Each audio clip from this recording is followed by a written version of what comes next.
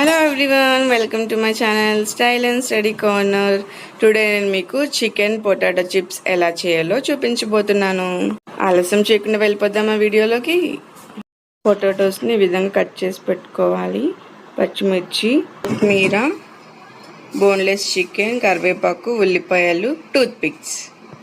ఇప్పుడు మనం ఒక బౌల్ తీసుకొని అందులోకి బోన్లెస్ చికెన్ వేసుకోవాలి. ఆ తర్వాత మనం అల్లం వెల్లుల్లి పేస్ట్ని వేసుకోవాలి. చూడండి, సరిపడినంత వేసుకోవాలి. మేము ఇక్కడ హోమ్లో ప్రిపేర్ చేసిన అల్లం వెల్లుల్లి పేస్ట్ వేసాను. నెక్స్ట్ ఏమో మన దగ్గర ఉన్న మసాలాలు ఉంటాయి కదా, మసాలా వేసుకోవాలి. జీలకర్ర పొడి, ధనియాల పొడి వేసుకోవాలి. అన్ని మసాలాలు కూడా తగినంతగా వేసుకోవాలి, లేదంటే ఘాట్ ఎక్కువ అవుతుంది కాబట్టి సరిపడినంత వేసుకోవాలి. ఇప్పుడు మనం కార్న్ఫ్లోర్ 2 స్పూన్స్ వేసుకోవాలి. ఆల్రెడీ కట్ చేసి పెట్టుకున్న ఉల్లిపాయ, పచ్చిమిర్చి అవన్నీ కూడా మనం ఈ బౌల్లోకి వేసుకోవాలి. 1 by 1 వేసుకొని కలుపుకోవాలి. పొటాటోస్ కాకుండా ఉల్లిపాయలు,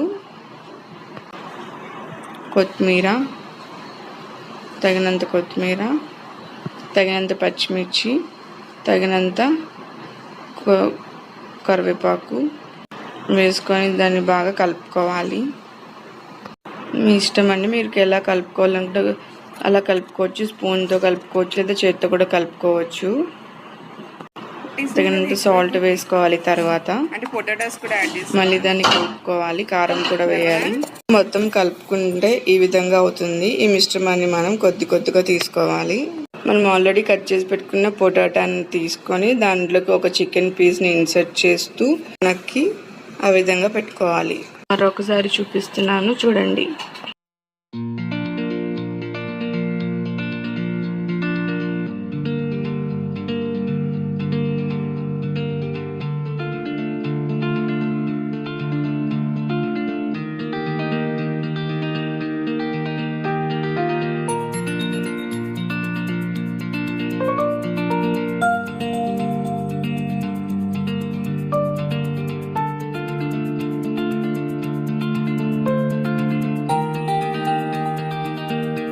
మేము తీసుకున్నవి చిన్న పొటాటోస్, అందుకే అలా వచ్చాయి. మీరైతే పెద్ద పొటాటోస్తో చేసుకుంటే ఇంకా చాలా బాగా ఉంటుంది.